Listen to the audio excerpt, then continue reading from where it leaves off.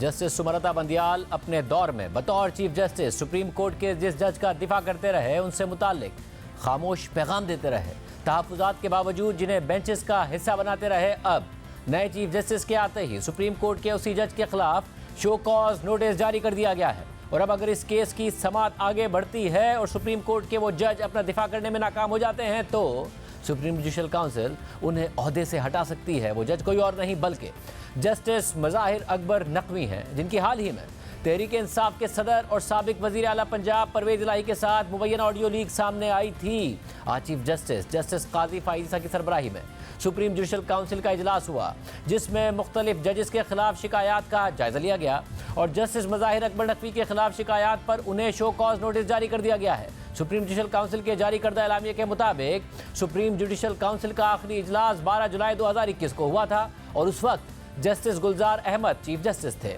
और उस वक्त से लेकर अब तक सुप्रीम जुडिशल काउंसिल में मजीद शिकायत आई हैं। चीफ जस्टिस काजी फाइज़ा ने 27 अक्टूबर 2023 को इजलास की सरबराही की और मुख्तलिफ शिकायत का जायजा लेने का फैसला किया। एलामिया के मुताबिक सुप्रीम जुडिशल काउंसिल इस वक्त चीफ जस्टिस काजी फाइज़ा और 2 सीनियर तरीन जजेस यानी justice Sardar Tariq Masood, justice Ijazul Ahsan, Balochistan high court के चीफ जस्टिस नईम अख्तर अफगान और लाहौर हाई कोर्ट के चीफ जस्टिस मोहम्मद अमीर भट्टी पर मुश्तमिल है।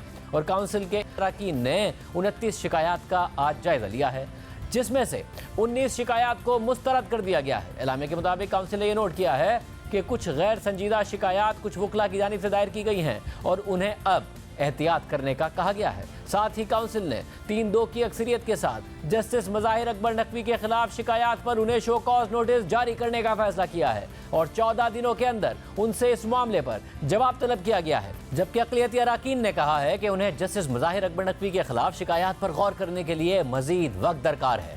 एलामिया के मुताबिक एक शिकायत सुप्रीम जुडिशल काउंसिल के रुकन यानी जस्टिस एजाजुल एहसन के खिलाफ थी और उस शिकायत पर काउंसिल को दोबारा तश्कील दिया गया और अगले सीनियर तरीन जज जस्टिस मंसूर अली शाह को जस्टिस एजाजुल एहसन की जगह काउंसिल के रुकन के तौर पर बिठाया गया और फिर काउंसिल ने इस शिकायत को मुस्तरद कर दिया। एलामिया के मुताबिक एक शिकायत सुप्रीम जुडिशल काउंसिल के एक और रुकन जस्टिस सरदार तारिक मसूद के खिलाफ आमना मलिक ने दायर की थी और जस्टिस सरदार तारिक मसूद ने यह दरख्वास्त की थी कि क्योंकि आमना मलिक ने शिकायत पब्लिक कर दी है इसलिए काउंसिल इस मामले को उठाए और इसकी सच्चाई को देखे। इसलिए सुप्रीम जुडिशल काउंसिल को दोबारा तश्कील दिया गया और जस्टिस सरदार तारिक मसूद की अलहदगी पर इस शिकायत से मुताल्लिक दूसरे सीनियर तरीन जज जस्टिस मंसूर अली शाह को काउंसिल का रुकन बनाया गया और काउंसिल ने इस शिकायत पर गौर किया, लेकिन इस शिकायत में ज़रूरी मवाद मुंसलिक नहीं किया गया था। इसलिए काउंसिल ने शिकायत कुरुंदा आमना मलिक को हिदायत की है कि वो अपनी शिकायत के हक में मवाद पेश करें और मवाद मिलने पर सेक्रेटरी इसे जस्टिस सरदार तारिक मसूद को फराहम करे, जिसके बाद वो अपना जवाब दे सकें। साथ ही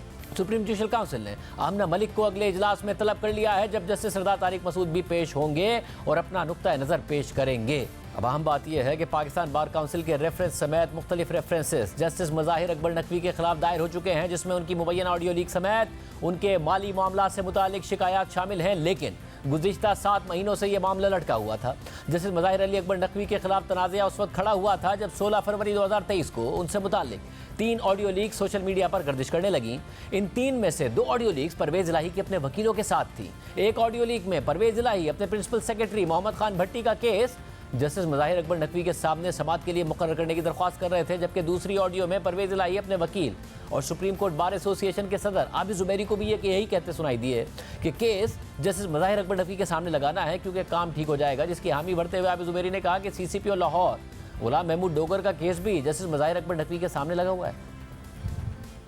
जोजा साहब जी मज़ाहिर अली नकवी को लगाना जो महा केस है। अच्छा चलो मैं आपको पैक आज वो चला जाएगा इस्लामाबाद, कह रहे थे इस्लामाबाद भेज देंगे आज तो फिर उसके बाद वो जो प्रोसेस होगा फिर वो किसी को कोशिश कर लेंगे पूरी बिल्कुल कोशिश कर लेंगे। मज़ाहिर अली अकबर नकवी हाँ ठीक है जी, बड़ा दबांग है। हाँ नहीं है जानना तो मज़ाहिर अली नकवी के पास लगवाना है।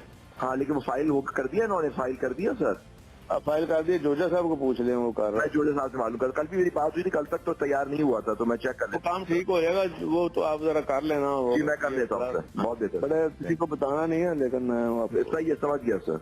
अच्छा सर एक काम और है सर, अब वो परसों जो 14 तारीख को डोगर का भी केस लगा हुआ है बेंच में दोबारा सर भी नकवी साहब हैं तो वो गुलाम मोहम्मद डोगर जो था सीसीपीओ का केस कर रहा था ना सर, आपका जो सीसीपीओ था वो भी लगा हुआ है सर परसों, क्योंकि देखिए आप क्यों नेचुरली हटा दिए गए, उनको तो रिप्लेस कर दिया, लेकिन केस अभी भी है सर, परसों लगा हुआ है 14 को सर। चलो मैं बात करता हूँ।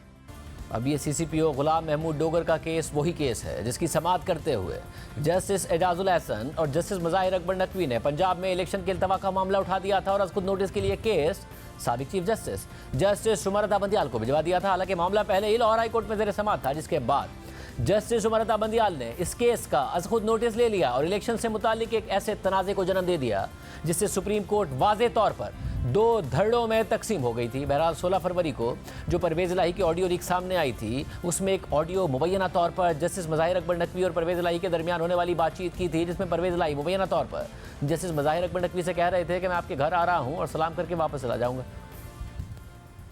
वालेकुम साहब जी अस्सलाम वालेकुम।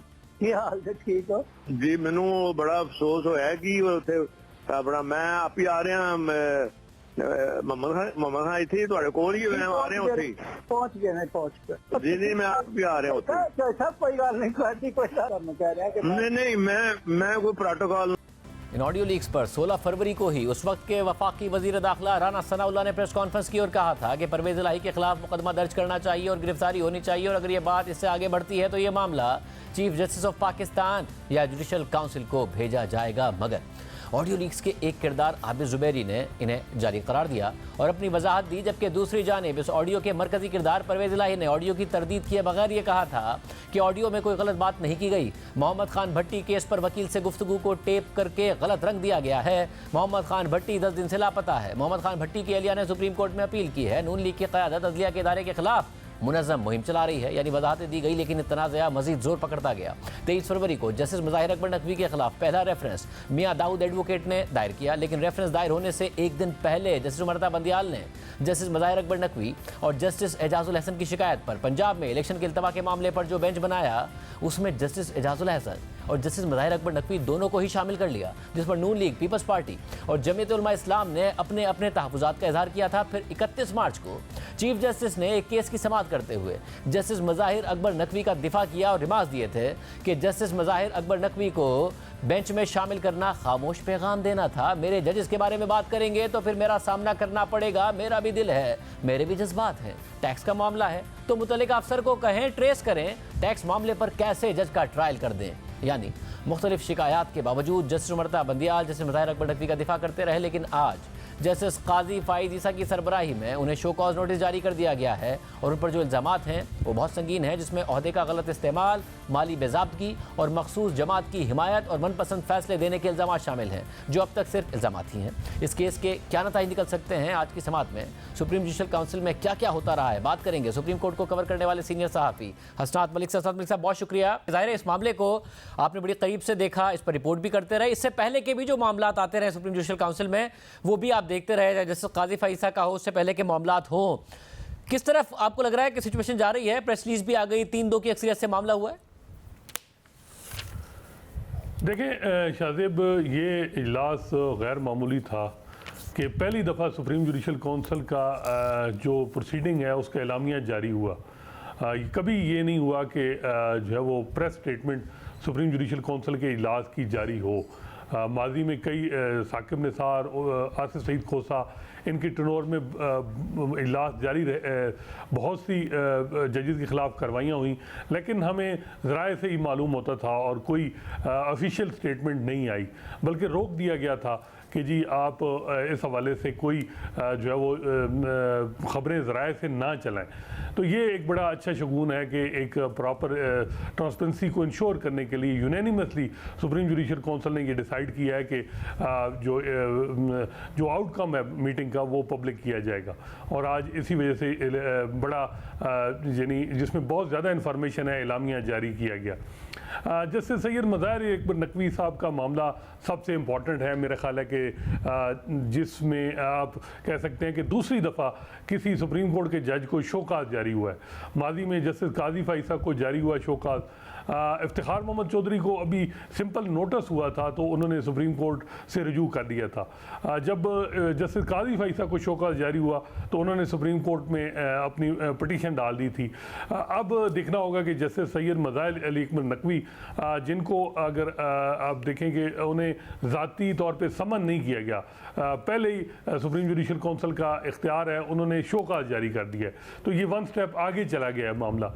अब देखना है कि क्या वो इसका जवाब देते हैं या जवाब दे के साथ ही जो है वो कॉन्स्टिट्यूशन पटिशन सुप्रीम कोर्ट में फाइल करते हैं। लेकिन जो वो चैलेंज करेंगे सुप्रीम कोर्ट में, वो किस ग्राउंड पे करेंगे, ये भी बड़ा इंटरेस्टिंग है कि वो क्या है। जब जस्टिस काजी फैसल ने सुप्रीम जुडिशल काउंसिल से रजू किया था तो उनके दो ग्राउंड थे। एक तो ये था कि जी बदनीति है हुकूमत की और दूसरी बदनीति है सुप्रीम जुडिशल काउंसिल की।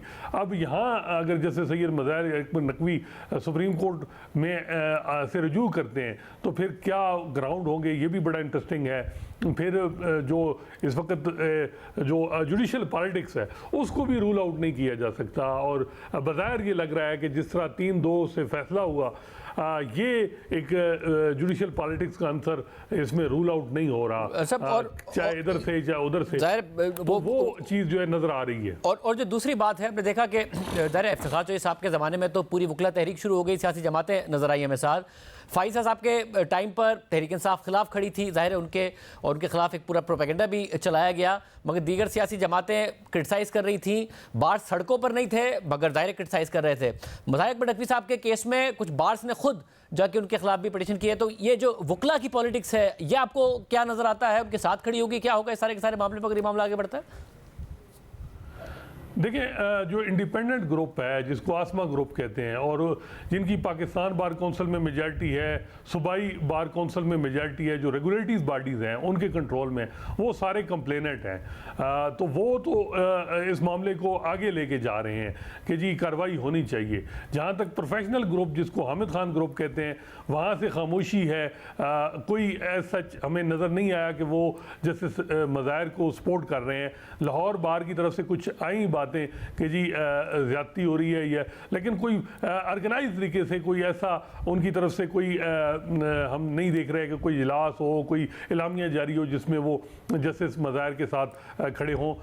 लेकिन ये है कि उनके पास इस वक्त अगर आप देखें तो सुप्रीम कोर्ट बार का जो इलेक्शन है वो बड़ा इंपॉर्टेंट है, जो अगले हफ्ते होना है 31 अक्टूबर को। उसमें देखना होगा कि कौन सा ग्रुप जो है वो मेजॉरिटी में होता है। अगर इंडिपेंडेंट ग्रुप जो है वो मेजॉरिटी में आया और प्रेसिडेंट उनका जो है वो इलेक्ट होता है तो फिर तो वो प्रेशर बढ़ाएंगे जस्टिस मज़ाहिर के ख़िलाफ़। अगर प्रोफेशनल ग्रुप आता है तो प्रोफेशनल ग्रुप को हम ज़्यादातर देखते हैं कि ये प्रो पीटीआई है और प्रो जस्टिस बंदियाल ग्रुप रहा है। तो अब देखना होगा कि प्रोफेशनल ग्रुप जो है वो कितना जस्टिस मज़ाहिर के साथ खड़ा होता है। अमूमन अगर इस वक्त अगर देखें ग्रुप जो बार पॉलिटिक्स में जो सपोर्ट है, लाहौर बार में प्रोफेशनल ग्रुप की मेजॉरिटी है, बाकी मेजॉरिटी बार जो है वो हैं प्रोफेशनल ग्रुप के साथ, इंडिपेंडेंट ग्रुप के साथ।